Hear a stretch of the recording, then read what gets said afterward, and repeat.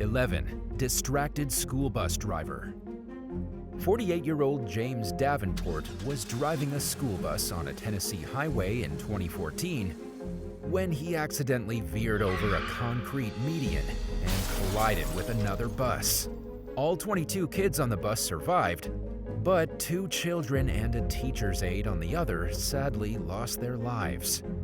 Police determined that Davenport was speeding by driving 57 miles per hour, or 92 kilometers per hour, in a 40 mile per hour, or 64 kilometer per hour zone.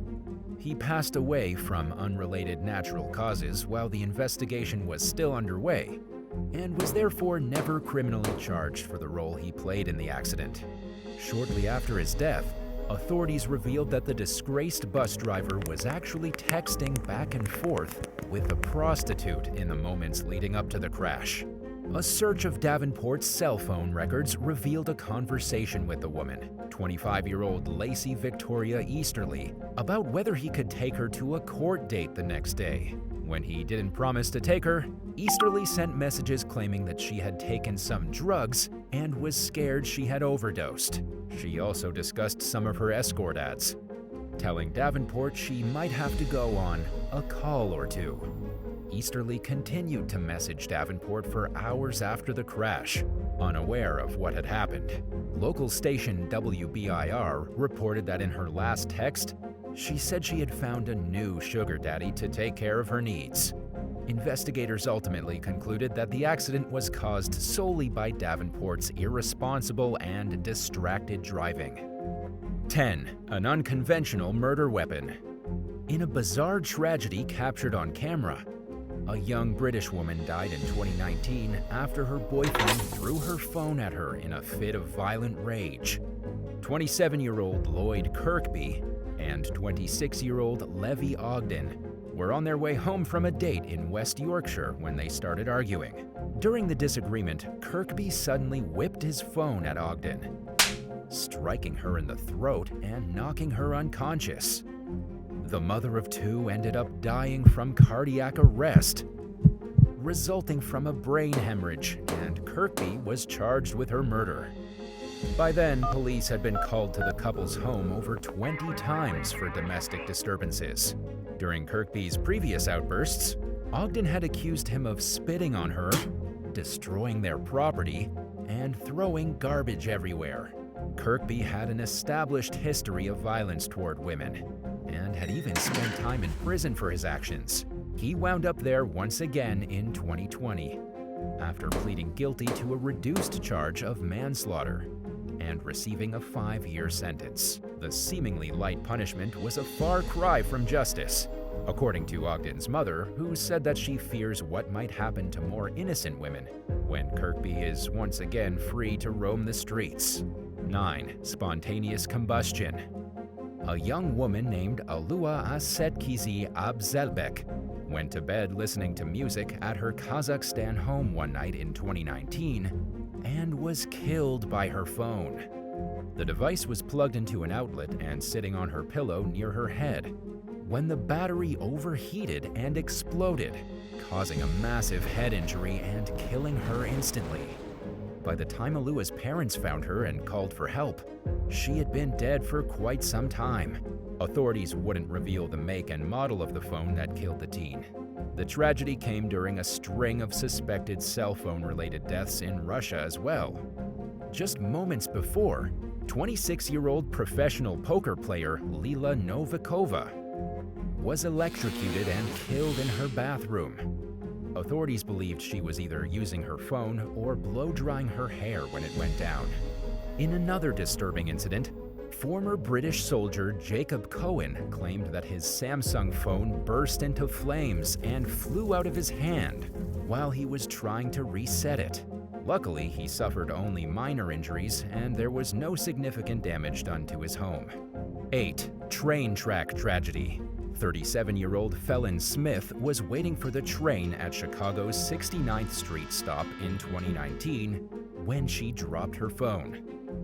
Unluckily, it landed on the tracks below.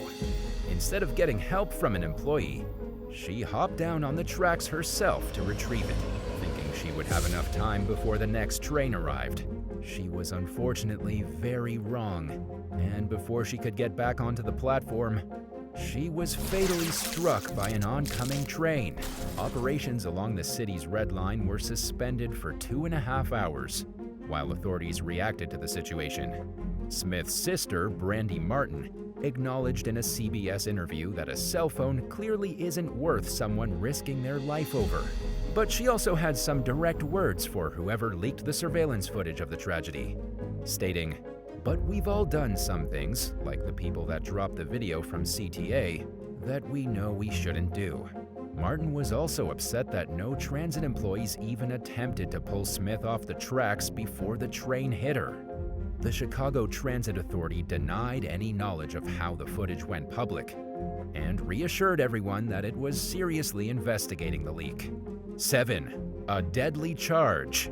When a 26-year-old accountant named Evgenia Shulyateva stopped answering her family's calls in 2019, her mother Vera went to her apartment to check up on her daughter. Vera entered the home, located northeast of Moscow in a smaller town called Kirovo-Chepetsk, and found Evgenia lying dead in her bathtub.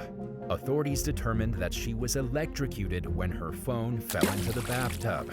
It was plugged into an outlet to charge at the time and delivered a fatal shock that police believed killed her instantly. They were unsure whether Evgenia was using the phone or not when the tragedy happened. For years, experts have warned people about the dangers of using phones in the bathtub or even having it close. Yet, Evgenia's death came during a concerning spike in electrocutions from people using their devices while bathing. In the months leading up to the incident, at least 4 young Russian people died with phones suspiciously close to their bathtubs, serving as a reminder of why it's a good idea to follow necessary safety warnings. 6. An ironic prediction. Texas college student Chance Both knew he shouldn't text and drive, but he did it anyway. And it ironically caught up with him in 2011. While behind the wheel one day, he sent a friend a text message saying, "I need to quit texting because I could die in a car accident." Just a few moments later, Both drove his truck off a bridge while texting and driving. The vehicle plunged 35 feet down, 10.7 meters, into a deep ravine, leaving him with a broken neck, crushed facial bones, a severe skull fracture, and traumatic brain injuries. Paramedics pulled Both from his truck right before it burst into flames, and doctors were able to bring him back to life 3 times. He miraculously lived to tell others about his close call. The young man's survival was just the beginning of what would be a long and difficult road to recovery. He had to completely relearn how to walk, talk, and complete other basic tasks, underwent extensive reconstructive surgeries, and spent over 6 months in the hospital before moving on to the next step in his recovery journey. Despite his challenges, Both was grateful to even be alive. After realizing how close he came to dying, he vowed to spend the rest of his life raising awareness about the hazards involved with texting and driving, which some experts claim is more dangerous than driving while under the influence. 5. Selfie obsession gone wrong. Like many young people, 18-year-old Anna Ursu was busy snapping selfies for her social media followers. The young Romanian woman climbed on top of a train car in the town of Lasi back in 2015 and struck a pose with one leg up in the air, only to suddenly erupt into flames. She had accidentally touched a live cable, sending 27,000 volts of shocking electricity jolting through her body. The jolt also sent her friend flying off the roof of the car. A bystander risked his own life to put out Ursu's burning clothes, but she died later at the hospital with burns covering nearly half her body. The bystander later told police he had seen the young women on top of the vehicle and warned them to be careful just seconds before the fire broke out. Her friend survived with serious injuries and told detectives that she and Ursu were trying to get the ultimate selfie and failed to even consider the dangers of what they were really doing. 4. An icy plunge. In case you haven't noticed, People will do some crazy things to get a lost cell phone back. In 2014, a 26-year-old man named Ken Huang dropped his phone into the freezing cold Chicago River in the middle of the night. He climbed over the railing along the city's riverwalk and tried to grab the device, but instead slipped and fell into the river. Two of Huang's friends jumped in to try and save him, but were unable to help, soon finding their own lives in danger. Witnesses heard the group's calls for help and called 911. A bystander named Lewis told CBS News that he spoke with Ken, who said he was clinging to a friend also in the water and that his girlfriend had fallen into the river and disappeared. Divers pulled the two men from the water, but Huang died shortly after being rescued. His friend, 23-year-old Quoc Viet Phan Huang, was taken to the hospital in critical condition and luckily pulled through. He told ABC7 that Ken died in his arms while they waited to get rescued, and that he watched helplessly as Ken's girlfriend, 21-year-old Lauren Lee, was swept away in the water's current. Lee's body was pulled from the river the next day. 3. Fatal lost phone search. In early 2015, a Canadian teenager from London, Ontario, named Jeremy Cook, left his phone in a taxi and used the Find My Phone feature on his device to track its whereabouts. He traced it to a local parking lot and went there. He encountered a car with 3 people inside. The vehicle started to drive away when it saw him, but Cook grabbed the driver's door handle in an attempt to get his phone back. Suddenly, shots were fired and he was hit by multiple bullets. The shooters abandoned the vehicle and the phone, and Cook's body was found nearby. Toronto Police Constable Victor Kwong told the Globe and Mail that law enforcement strongly advises people against confronting thieves themselves while trying to recover phones. He said that even if a lost phone is found by a good Samaritan, it's a good idea to exchange the property at a police station because you never know what someone might try to do.